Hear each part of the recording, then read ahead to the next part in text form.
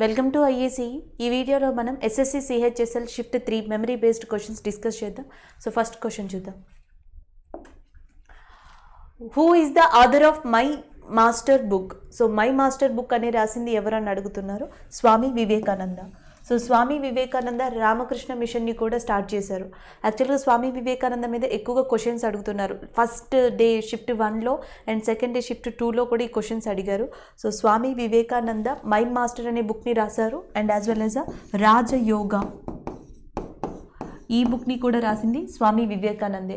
అలాగే ఈయన యొక్క బర్త్ యానివర్సరీని రికగ్నైజ్ చేస్తూ 12th జనవరి ఎవ్రీ ఇయర్ కూడా నేషనల్ యూత్ డే, సో జాతీయ యువ దినోత్సవం నేషనల్ యూత్ డేని 12th జనవరి సెలబ్రేట్ చేసుకోవడం జరుగుతుంది. సో ఇవి గుర్తుపెట్టుకోండి. అలాగే నెక్స్ట్ వచ్చేసి మనకి ఎల్కే అద్వానీ, ఇంపార్టెంట్ పర్సనాలిటీస్ కాబట్టి ఇలాంటి పర్సన్స్ని కూడా గుర్తుపెట్టుకోవాలి. ఎల్కే అద్వానీ రాసిన my life my country, my life my country.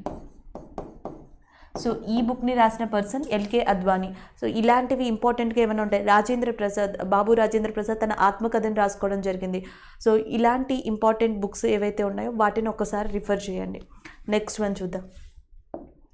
Next one, where is the great wall of India located? Already ఫోర్ట్స్కి సంబంధించి అడిగారు. నేను చెప్పుకున్నాం హవా మహల్, అది కూడా మనకి రాజస్థాన్లోనే ఉంది. చిత్తోర్గఢ్ ఫోర్ట్, అది కూడా రాజస్థాన్లోనే ఉంది. అలాగే నెక్స్ట్ రాజస్థాన్లో ఉన్న ఇంకొక ఇంపార్టెంట్ థింగ్ వచ్చేసి గ్రేట్ వాల్ ఆఫ్ ఇండియా అనేది రాజస్థాన్లో ఉంది. దీంతో పాటు మనకి మెహర్నాగర్ ఫోర్ట్, మెహర్నాగర్ ఫోర్ట్, సో ఇది కూడా మనకి రాజస్థాన్ ఏరియాలోనే ఉంది. కొన్ని ఇంపార్టెంట్ మాన్యుమెంట్స్ ఇండియాలో ఉన్నవి చూసుకోండి. ఆల్మోస్ట్ రాజస్థాన్లో అడిగారు కాబట్టి నెక్స్ట్ వేరే ప్లేసెస్ నుంచి అడగడానికి ఛాన్స్ ఉంటుంది. అలాగే రాజస్థాన్లో మనకి Dilwara Jain temple, it is also located in Rajasthan. Thar desert, it is also located in Rajasthan. So వీటితో పాటు నెక్స్ట్ వచ్చేసి 7 పగోడాస్ అంటున్నాం. 7 pagodas of Mahabalipuram, 7 pagodas of Mahabalipuram. So ఈ మాన్యుమెంట్స్ ఉన్నవి ఎక్కడంటే తమిళనాడు ఏరియాలో.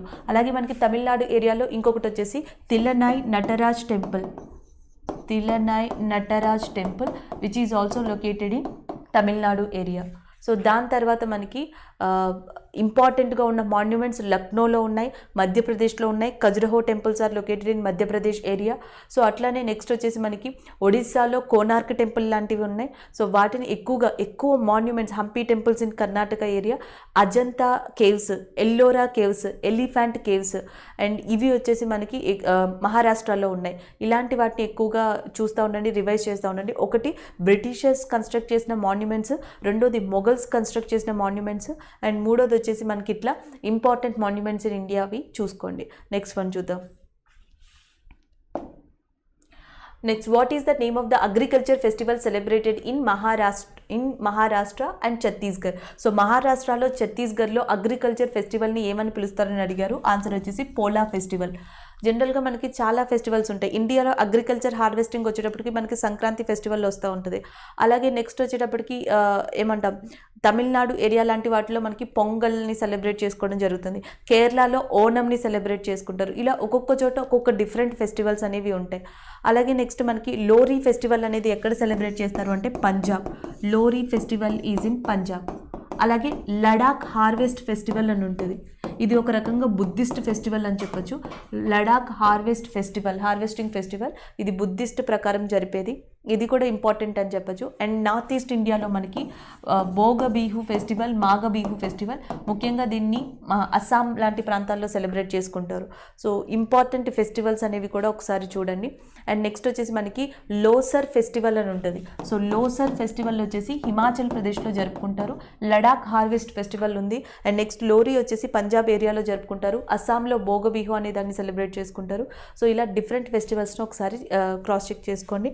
Next one, where is the international kites festival celebrated? International kite festival అనేది ఎక్కడ సెలబ్రేట్ చేస్తారని అడుగుతున్నారు. Ahmedabad in Gujarat area.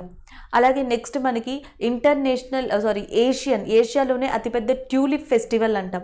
So tulip ఫెస్టివల్ని ఎక్కడ సెలబ్రేట్ చేస్తారు అంటే that is in Jammu and Kashmir. So Jammu and కాశ్మీర్లో ట్యూలిప్ ఫెస్టివల్ని సెలబ్రేట్ చేయడం జరుగుతుంది.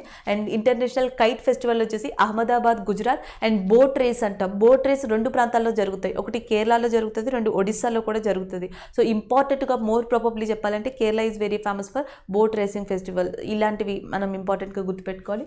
Next one, the president appoints the governor under the which article? A article ప్రకారం ప్రెసిడెంట్ ఆఫ్ ఇండియా గవర్నర్ని అపాయింట్ చేస్తారని అడుగుతున్నారు. ఆర్టికల్ 156.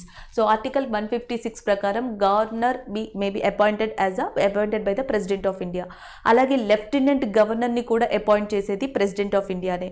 చీఫ్ ఎలక్షన్ కమిషనర్ని కానీ, next attorney general of India, controller and auditor general of India, so next CJI chief justice of India, వీళ్ళందరినీ కూడా appoint చేసేది president of India. భారత రాష్ట్రపతి వీళ్ళందరినీ అపాయింట్ చేస్తారు. అయితే గవర్నర్ని అపాయింట్ చేసే ప్రత్యేకంగా ఆర్టికల్ అడిగారు కాబట్టి ఆర్టికల్ 156. సో నెక్స్ట్ వన్ చూద్దాం. Who is the Indian high commissioner of Bangladesh? So Bangladesh యొక్క కొత్తగా నియమించబడిన Indian high commissioner Vikram Doraiswamy. So Vikram Doraiswamy is a high commissioner of Bangladesh. మనం షిఫ్ట్ 1, షిఫ్ట్ 2లో కొన్ని అపాయింట్మెంట్స్ ఆల్రెడీ నేను కవర్ చేశాను కాబట్టి ఇక్కడ ఏమి రిపీట్ చేయట్లేదు. మీరు ఒకసారి జాన్ మంత్లో, యాక్చువల్గా 2021లో జాన్ మంత్లో మనకి ఆల్మోస్ట్ ఇండియా తరపున కొన్ని ఎంబసీస్కి కానీ కొన్ని ఫారిన్ కంట్రీస్కి కానీ ఇండియన్స్ అపాయింట్ అయ్యారు. ఆల్మోస్ట్ ఒక 10 నుంచి 12 దాకా ఉన్నారు. వాళ్ళని ఒకసారి రిఫర్ చేయండి. ఆ లిస్ట్లోనే మనకి విక్రమ్ దొరైస్వామి నేమ్ కూడా ఉంది. దాంతోపాటు నెక్స్ట్ ఫిబ్రవరి మంత్లో కొన్ని ఆర్గనైజేషన్స్ ఉన్నాయి. ఇంటర్నేషనల్ సోలార్ అలయన్స్ లాంటి కొన్ని ఇంటర్నేషనల్ వైడ్ ఆర్గనైజేషన్స్ ఉన్నాయి. దాంట్లోకి కూడా కొంతమంది ఇండియన్స్ని రిక్రూట్ చేయడం జరిగింది. ఫిబ్రవరి టు మార్చ్ మంత్ మధ్యలో ఇండియాలోని కొన్ని డిపార్ట్మెంట్స్లో, అంటే మనకి ఇన్సూరెన్స్ కంపెనీకి సంబంధించింది కానీ, లేకపోతే స్పోర్ట్స్ విభాగానికి సంబంధించింది, అగ్రికల్చర్ విభాగానికి సంబంధించింది, ఈ కామర్స్ విభాగానికి సంబంధించి ఈ అపాయింట్మెంట్స్ అన్ని మార్చ్ మధ్యలో జరిగాయి. మ్యాక్సిమం డే 1 నుంచి ఇప్పటిదాకా చూసుకుంటే అపాయింట్మెంట్స్ ఎక్కువగా జాన్ 1st వీక్ నుంచి ఫిబ్రవరి 2nd వీక్ మధ్యలో అపాయింట్ అయిన పర్సన్స్ అడుగుతున్నారు. ఒకటి మీకు సెబీ అనేది అడిగారు, security exchange board of India, దాని గురించి అడిగారు. Steel authority of India limited chairman అడిగారు. తెలంగాణ సంబంధించిన పర్సన్ గురించి అడిగారు. ఆంధ్రప్రదేశ్ గవర్నర్ అడిగారు. పంజాబ్ గవర్నర్ అడిగారు. వీళ్ళందరూ కూడా ఆల్మోస్ట్ 2021 జాన్ నుంచి 2021 ఫెబ్ మధ్యలో ఉన్న కరెంట్ అఫైర్స్లో ఎక్కువగా ఉన్న వ్యక్తులు. సో నెక్స్ట్ వన్ చూద్దాం. నెక్స్ట్ వచ్చేసి what is the full form of GIMP? So GIMP యొక్క ఫుల్ ఫామ్ ఏంటి అని అడుగుతున్నారు. So GNU image manipulation program. So GNU image manipulation program అనేది జిఐఎంపి యొక్క మెయిన్ అబ్రివేషన్గా చెప్పొచ్చు. యాక్చువల్గా ఇది కంప్యూటర్ రిలేటెడ్. నెక్స్ట్ వన్ చూద్దాం.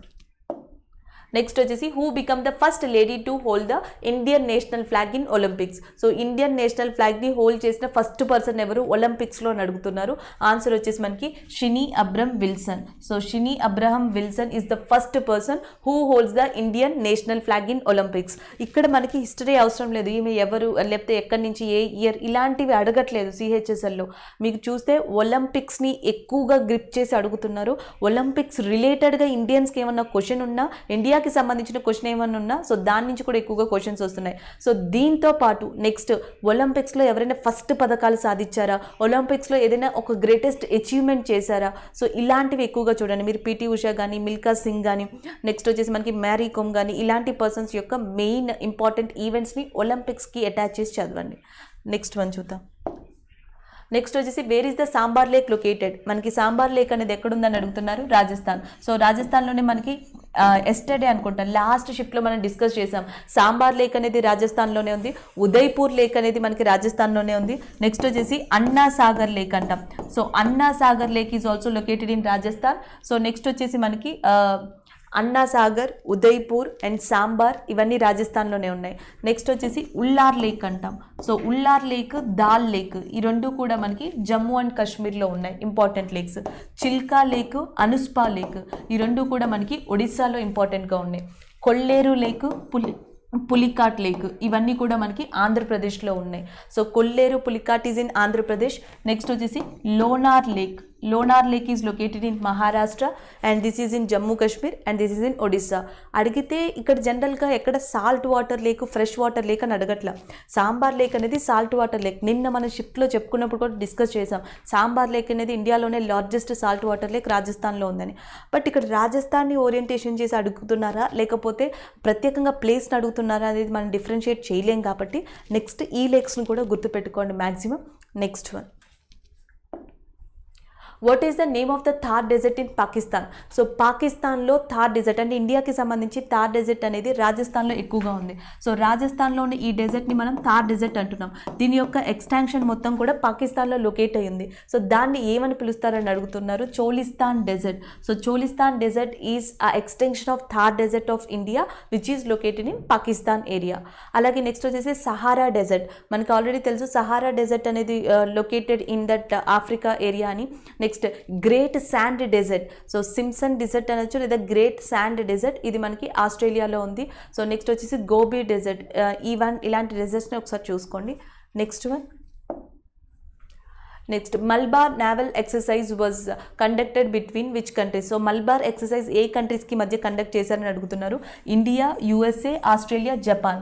అక్కడ ఇచ్చిన ఆప్షన్స్ని బట్టి ఆన్సర్ అయి ఉంటుంది. Which of the following is not or which of the following is correct అని అడుగుండొచ్చు. ఇన్ని ఆప్షన్స్ని ఒకేసారి ఇవ్వలేరు కాబట్టి.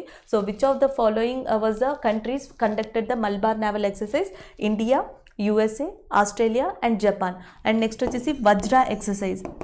వజ్రా వచ్చేసి మనకి India and as well as USA. So ఇలాంటివి ఎక్కువగా గుర్తుపెట్టుకోండి. Next cousin. So cousin exercise వచ్చేసి మనకి కజకిస్తాన్ అండ్ ఇండియా, ఈ రెండు కూడా కజిన్ ఎక్సర్సైజ్లో పాల్గొన్నాయి. సో ఇలాంటివి ఏమైనా ఉంటే మిలాన్ ఎక్సర్సైజ్ కానీ, నెక్స్ట్ వచ్చేసి మనకి ఏమంటాం నొమాడిక్ ఎలిఫెంట్ ఎక్సర్సైజ్ కానీ, సో ఇలాంటివి ఏ కంట్రీస్తో ఇండియా చేసింది అనేది ఒకసారి లిస్ట్ అవుట్ చేసుకోండి.